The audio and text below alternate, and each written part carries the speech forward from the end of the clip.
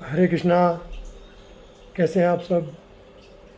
आशा करता हूँ कि आप सभी सकुशल मंगल होंगे। आज का ब्रह्म समागम का विषय है कृष्ण जन्माष्टमी।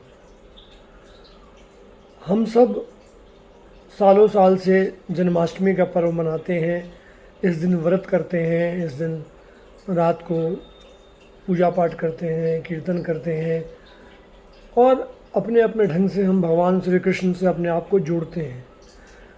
जबकि इसका जो वास्तविक अर्थ है जन्माष्टमी का, आप ध्यान दीजिए, भगवान का जो जन्म हुआ वो जेल के अंदर हुआ और बताया गया कि उनके पिताजी ने उनको टोकरी में रख के अपने सिर पे रखा और जब वो बाहर जाने लगे तो लगभग 7-8 ताले लगे थे जो धीरे धीरे अपने आप ही खुल गए और वो भगवान को लेके बाहर निकल गए।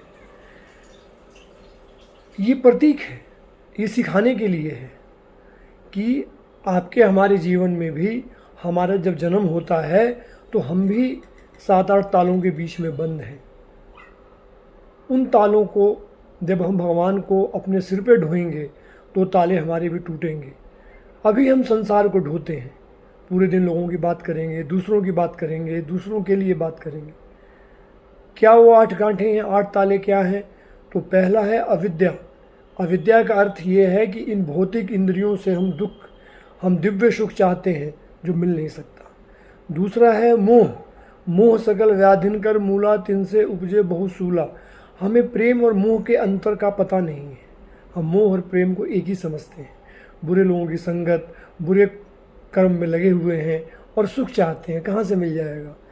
तीसरा होता है राग, संयोगजन्य सुख, जो अचानक भगवान के द्वारा मिल गया, उसी चीज़ को हम चाहते हैं कि सदा हमारे साथ रहे और जो उसमें बाधा डालता है उन सुखों से, उससे हमें द्वेष हो जाता है।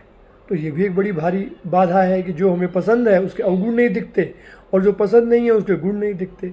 फिर आता है अभिनिवेश।